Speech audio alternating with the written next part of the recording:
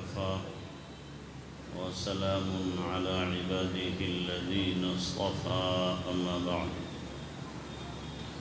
فأعوذ بالله من الشيطان الرجيم بسم الله الرحمن الرحيم اليوم أكملت لكم دينكم وأتممت عليكم نعمتي ورضيت لكم الإسلام دينا صدق الله العظيم سبحان ربك رب العزة عما يصفون وسلام على المرسلين والحمد لله رب العالمين اللهم صل على سيدنا محمد وعلى آل سيدنا محمد وبارك وسلم اللهم صل على سيدنا محمد وعلى آل سيدنا محمد وبارك وسلم اللهم صل على سيدنا محمد وعلى آل سيدنا محمد وبارك وسلم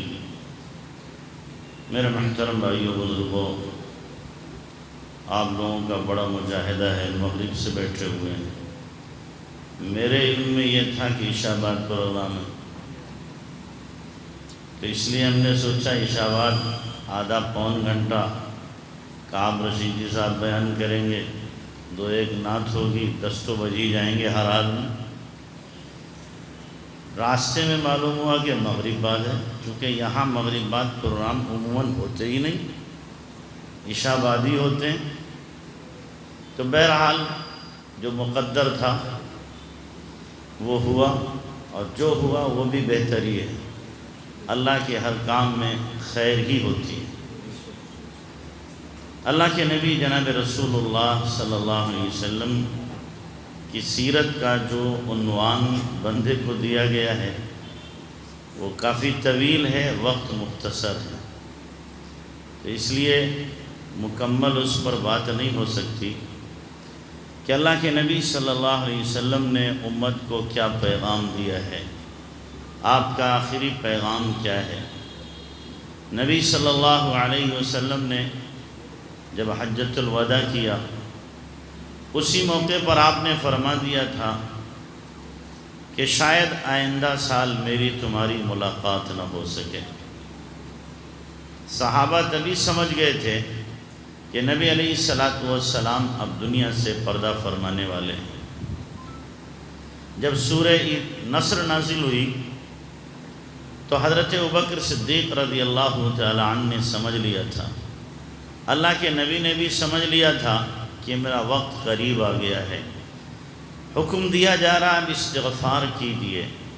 پھر اللہ کے نبی صلی اللہ علیہ وسلم نے فرمایا اللہ نے اپنے بندے کو اختیار دیا ہے، چاہے تو ایک بندے کو اختیار دیا ہے، چاہے وہ دنیا میں رہے اور چاہے وہ اللہ کے پاس چلا جائے۔ کوئی سمجھ نہیں سکا اس بندے سے مراد کون ہے۔ حضرت ابوبکر رضی اللہ تعالی عنہ سمجھ گئے، اور وہ ایک کونے میں بیٹھ کے رو رہے ہیں۔ صحابہ کہنے لگے ان بڑے میاں کو کیا ہو گیا؟ اللہ کے نبی صلی اللہ علیہ وسلم تو ایک آدمی کا واقعہ بیان کر رہے ہیں، ایک بندے کو اختیار دیا گیا ہے، لیکن حقیقت میں حضرت ابوبکر رضی اللہ تعالی عنہ مزاج شناس تھے، اور مراد رسول اور اللہ کی مراد کو سب سے زیادہ پرکھنے والے، جانچنے والے، پہچاننے والے اور اس کی تہ تک پہنچنے والے تھے۔ تو حضرت ابوبکر رضی اللہ تعالیٰ عنہ سمجھ گئے کہ اس سے مراد کون ہے؟ نبی علیہ السلام کی ذات اقدس ہے۔ اور حضرت ابوبکر رضی اللہ عنہ نے اظہار کر دیا کچھ صحابہ کے سامنے کہ اس سے مراد نبی علیہ السلام کی ذات مبارک ہے۔ اور پھر حجۃ الوداع کے موقع پر نبی علیہ السلام نے صحابہ کو جو وصایا کی اور نصیحتیں کی، ایسی نصیحتیں جیسے کہ کوئی باپ جاتے وقت اپنی اولاد کو نصیحت کرتا ہے، مشفق استاذ اپنے شاگردوں کو نصیحت کرتا ہے، ایک خیر خواہ پیر اور شیخ اپنے مریدین کو نصیحت کرتا ہے۔ اللہ کے نبی جناب رسول اللہ صلی اللہ علیہ وسلم صحابہ کرام کو اسی انداز کی نصیحتیں کر رہے ہیں، اسی انداز سے سمجھا رہے ہیں کہ تمہیں یہ کرنا ہے، یہ نہیں کرنا ہے، اس سے بچنا ہے اور ان امور کو انجام دینا ہے، نبی علیہ الصلوۃ والسلام سمجھا رہے ہیں۔ کبھی اللہ کے نبی صلی اللہ علیہ وسلم عرفات کے میدان میں خطبہ دے رہے ہیں، پھر منی میں آ کر کے لمبا خطبہ دے رہے ہیں۔ اتنی لمبی تقریریں اللہ کے نبی نہیں کرتے تھے۔ سب سے لمبی تقریر تو اللہ کے نبی کی کتاب الفتن میں ہے، جس میں آپ نے صبح سے بیان شروع کیا ظہر تک، ظہر پڑھ کے پھر عصر تک، عصر پڑھ کے پھر مغرب تک، مسلسل اللہ کے نبی بیان کرتے رہے کہ کتنے فتنے آئیں گے، فتنے کا سربراہ کون ہوگا، اس کے باپ کا نام کیا، اس کے خاندان کا نام کیا، ایک ایک کر کے فتنہ قیامت تک جتنے فتنے آئیں گے سب آپ نے بیان کیے۔ صحابی کہتے ہیں حفظہ من حفظہ ونسیہ من نسیہ، جس کو یاد رہا جتنا یاد رہا، جو بھول گیا سو بھول گیا۔ یہ اللہ کے نبی کی سب سے لمبی تقریر تھی۔ یا پھر آپ نے حج کے موقع پر جو تقریر کی اور صحابہ کرام کو نبی علیہ الصلوۃ والسلام نے جو نصیحتیں کی ہیں وہ سب سے زیادہ لمبی نصیحتیں۔ انہی نصائح میں آپ صلی اللہ علیہ وسلم نے ازواج مطہرات کے متعلق، بیویوں سے متعلق فرمایا کہ دیکھو تمہاری بیویاں تمہارے ماتحت ہیں، ان کا خیال رکھنا۔ اسی خطبے میں اللہ کے نبی صلی اللہ علیہ وسلم نے فرمایا صحابہ کرام سے بتاؤ یہ کون سا دن ہے؟ اللہ رسول زیادہ اچھا جانتے ہیں۔ آپ نے فرمایا یہ دن کیا ہے؟ 10 ذی الحجہ ہے۔ کون سا مہینہ ہے؟ اللہ رسول زیادہ جانتے ہیں، ذی الحجہ کا مہینہ ہے۔ مقام کیا ہے؟ کون سا مقام ہے؟ اللہ رسول زیادہ جانتے ہیں، حرم محترم ہے۔ پھر اللہ کے نبی صلی اللہ علیہ وسلم نے فرمایا کہ جس طریقے سے آج کے دن کی اس شہر کے اندر حرمت ہے، اسی طریقے سے ایک مومن کا خون دوسرے مومن پر حرام ہے، ایک مومن کی عزت دوسرے مومن کی عزت ہے اور اس کی آبرو ریزی کرنا حرام ہے۔ اور پھر فرمایا اللہ کے نبی صلی اللہ علیہ وسلم نے میں زمانے جاہلیت کی تمام رسومات کو اپنے قدموں کے نیچے رون دیتا ہوں، اپنے قدموں کے نیچے رکھتا ہوں، لیکن اللہ معاف کرے اس امت کو وہی رسومات آج امت اپنا رہی ہے۔ انہی رسومات کو آگے بڑھا، نبی کہہ رہے ہیں رسومات کو میں کچل رہا ہوں، اور امت رسومات ہی کو گلے کا ہار بنائے ہوئے ہے، اسی کو اپنانا، انہی رسومات کے مطابق چلنا، اپنی عزت اور کامیابی امت اسی میں تصور کر رہی ہے۔ رسومات کو چھوڑنا، سمجھتے اس میں ہماری ناک کٹ جائے گی، رسومات اپنائیں گے تو عزت بڑھ جائے گی۔ قسم خدائے پاک کی، نبی کی سنت کو چھوڑ کر دنیا میں کوئی عزت نہیں پا سکتا، رسومات کو اپنا کر کے کوئی بھی عزت نہیں پا سکتا، وہ ذلیل ہو کر کے رہے گا۔ اگر ایمان والا ہے، ہاں دنیا کا کوئی کافر مشرک ہو، خدا کا باغی نافرمان ہو، وہ جتنی چاہے رسومات کو اپنائے، کوئی فرق نہیں پڑتا، لیکن جو سینہ ٹھوک کر دعویٰ یہ کر رہا ہو کہ مجھے نبی سے محبت ہے، تعلق ہے، اور پھر رسومات کو بڑھاوا دیتا ہو، اللہ اسے رسوا کر کے رہے گا۔ نبی کا پیغام ہے، نبی کا۔ اور جو آیات میں نے پڑھی ہیں، جو آیت کا ٹکڑا پڑا ہے، وہ کب نازل ہوا؟ عرفات کے میدان میں اللہ کے نبی جناب رسول اللہ صلی اللہ علیہ وسلم قصوہ نامی اپنی اونٹنی پر سوار ہیں، اس وقت میں یہ آیت نازل ہوئی، اليوم اکملت لکم دینکم واتممت علیکم نعمتی ورضیت لکم الاسلام دینا، کہ آج ہم نے کیا کر دیا ہے؟ تمہارے دین کو تمہارے لیے مکمل کر دیا، اور دین اسلام کو تمہارے لیے میں نے پسند کیا ہے۔ دین اسلام اللہ نے ہمارے لیے پسند کیا، ہماری پسند نہیں ہے، اللہ کی پسند ہمارے لیے ہے۔ ہمارے اوپر چھوڑ دیا جاتا، تم جون سا چاہو دین اختیار کرو، ہم تو دیکھتے کس میں چمک دمک زیادہ ہے، مال کس میں زیادہ ملے گا، موج مستی کس میں زیادہ ہوگی، ہم اس کی طرف بڑھتے راغب ہوتے۔ لیکن اللہ نے ہمارے لیے دین فطرت، دین اسلام کو پسند کر کے ہمیں دیا ہے۔ رضیت لکم الاسلام دینا، اسلام کو دین بنا کر ہم نے تمہیں پسند کر کے دیا ہے۔ اور اگر کوئی اسلام پر نہیں چل رہا ہے تو گویا اللہ کی پسند کو ٹھکرا رہا ہے کہ اللہ آپ کو تو دین اسلام پسند ہے، مجھے پسند نہیں ہے۔ میں اس پر نہیں چلوں گا، میں تو یہود و نصارہ کے طریقے پہ چلوں گا، میں برادران وطن کے طریقے پہ چلوں گا، میں خاندانی رسم و رواج پر چلوں گا، جو میری خاندانی ریت ہیں اس پر میں چلوں گا۔ تو اللہ کی پسند کو یہ ٹھکرانے والا ہے، تو کہاں سے اس کو عزت مل سکتی ہے، کہاں سے یہ سرخرو ہو سکتا ہے؟ تو اللہ کے نبی صلی اللہ علیہ وسلم نے یہ پیغام دیا ہے اپنی وفات سے دنیا سے پردہ فرمانے سے 84 دن پہلے، حجۃ الوداع کے بعد 84 دن اللہ کے نبی حیات رہے ہیں، پھر دنیا سے آپ نے پردہ فرمایا ہے۔ اسی موقع پر اللہ کے نبی صلی اللہ علیہ وسلم نے صحابہ سے فرمایا تھا، سارے صحابہ سوالات موجود ہیں، اس وقت اللہ کے نبی نے کیا فرمایا، کیا پیغام دیا آپ نے؟ الا هل بلغت، کیا میں نے دین کو تم تک پہنچا دیا ہے؟ جو خدائی فرامین و احکامات اور جو دین مجھے ملا تھا میں نے تم تک پہنچا دیا؟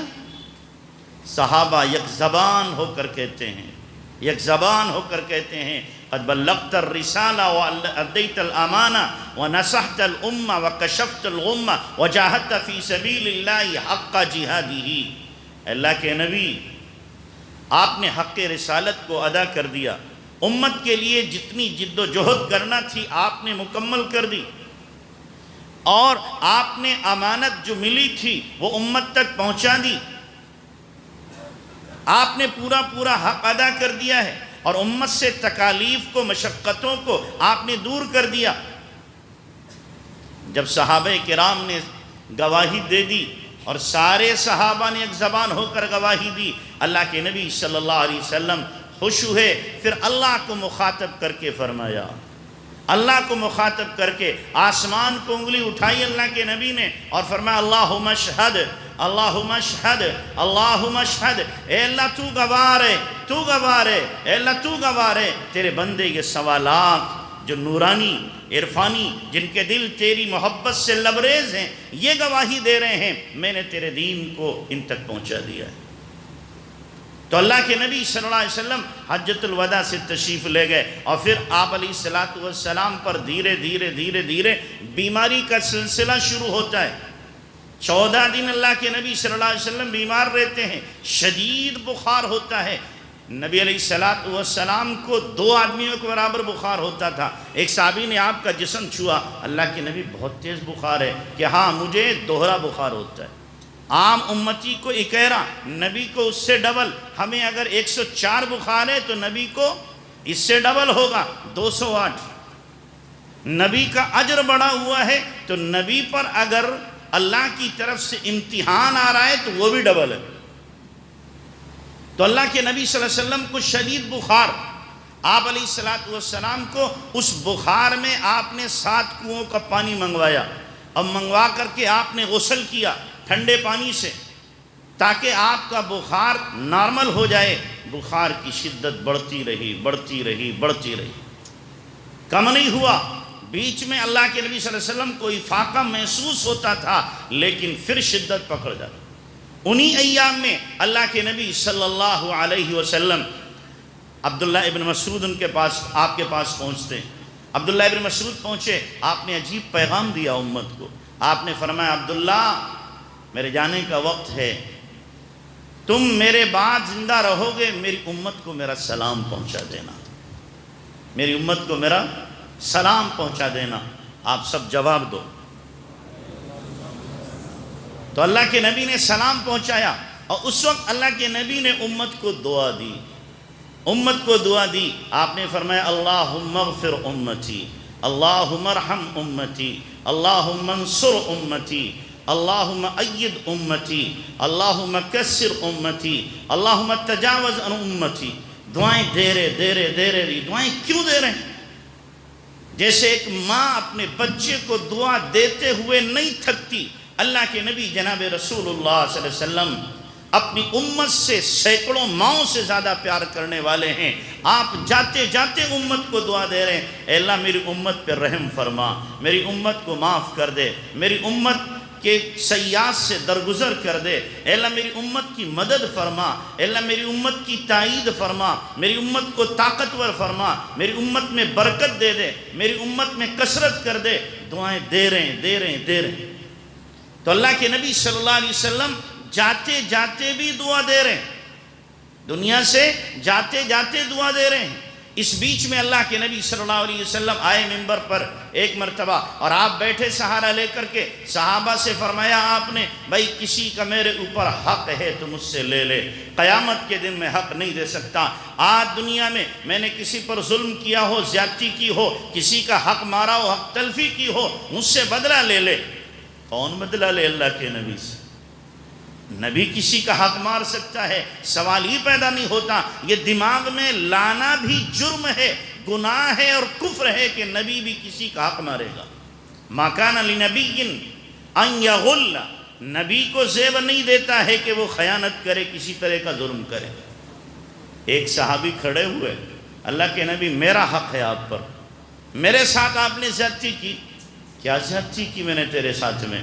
کہ ایک مرتبہ صف بندی ہو رہی تھی، آپ نے میری پیٹھ میں کچوکا مارا تھا، لکڑی کا عصے کا کچوکا مارا تھا، میں بدلہ لوں گا۔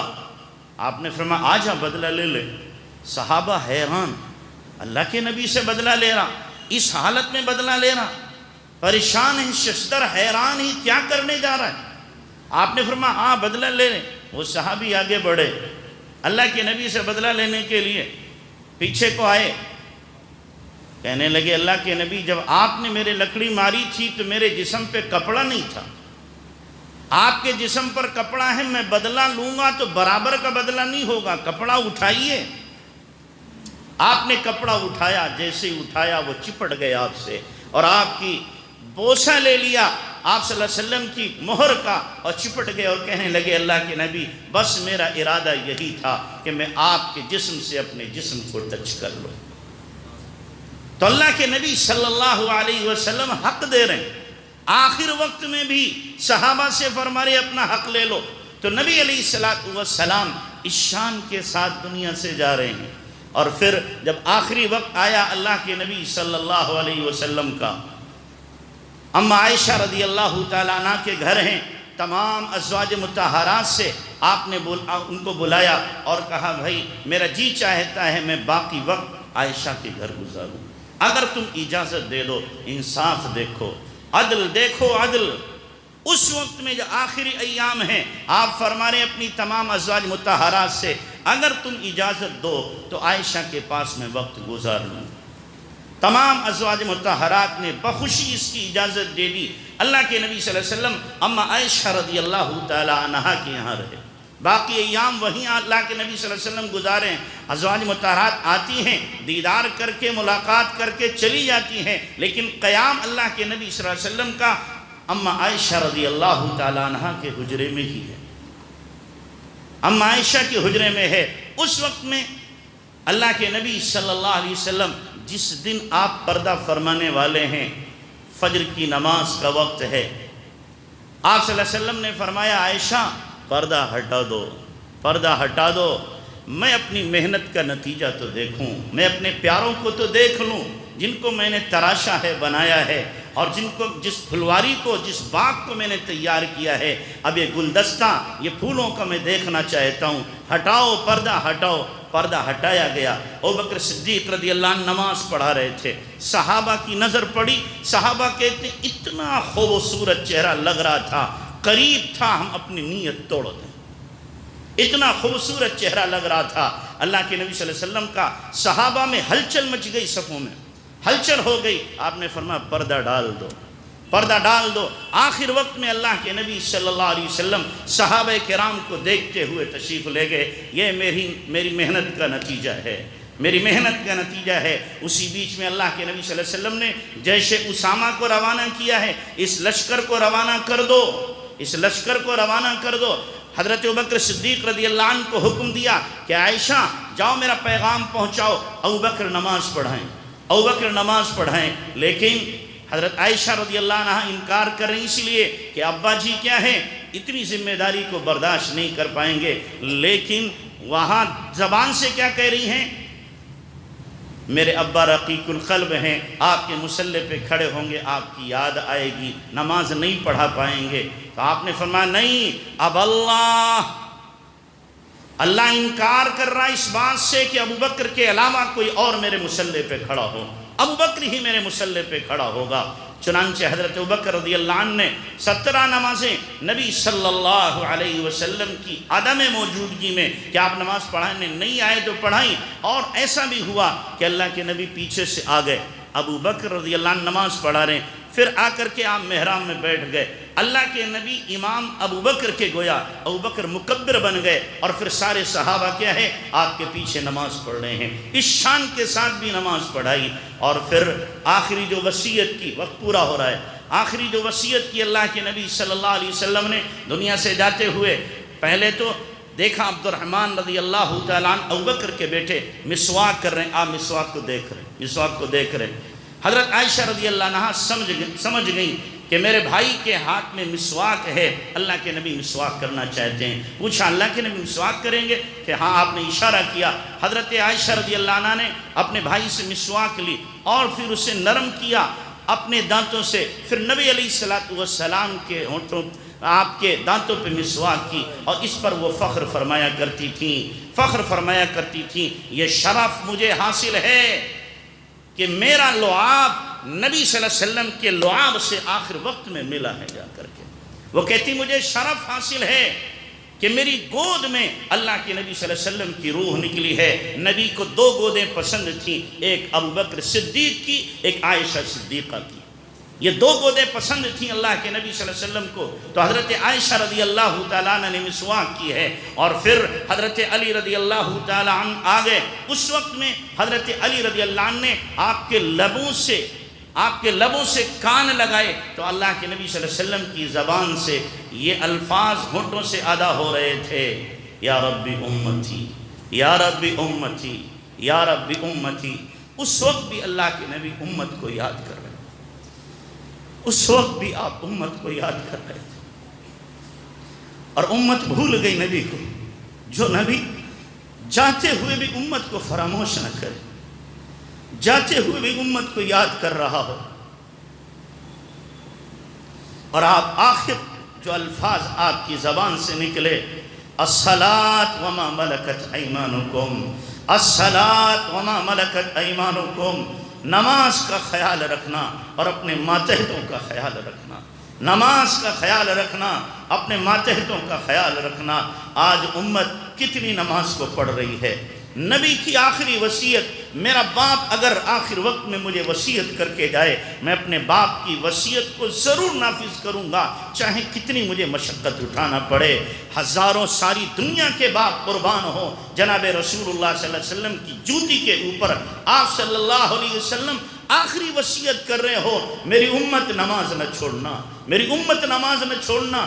آج امت نماز ہی پر چھری چلا رہی ہے، نماز ہی کو سب سے زیادہ ضائع کر رہی ہے، کہاں سے اللہ کی رحمت کی حقدار بنے گی؟ اس لیے آج کے جلسے میں آپ طے کر کے اٹھو، میں اپنے پیارے نبی کی اس وصیت پر ضرور عمل کروں گا، کسی حال میں بھی مجھے نماز نہیں چھوڑنا ہے، کسی حال میں بھی کمزوروں اور ضعیفوں پر ظلم نہیں کرنا، بلکہ ان کے دل کو جیتنا ہے، ان کے ساتھ محبت اور پیار کا برتاؤ، حسن سلوک کا برتاؤ کرنا ہے۔ اللہ مجھے بھی آپ کو بھی عمل کی توفیق عطا فرمائے۔ وآخر دعوانا الحمدللہ رب العالمین۔